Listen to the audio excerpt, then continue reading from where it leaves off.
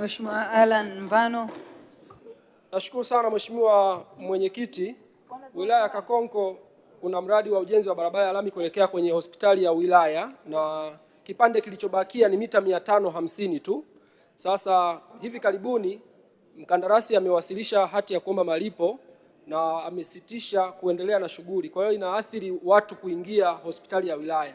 Sasa ombi langu na swali langu, je, ni lini serikali itatusaidia kupata fedha ili kuweza kuendeleza eneo lile, wananchi waweze kupata nafasi ya kuingia hospitali bila kupata changamoto kama iliyopo sasa? Asante. Majibu Mheshimiwa Waziri.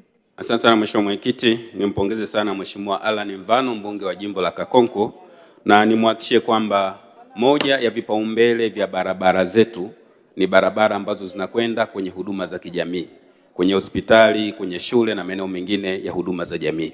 Tunafahamu kwamba barabara ile yenye mita 550 tayari mkandarasi yuko site, lakini amesimama kwa muda kwa sababu anahitaji malipo.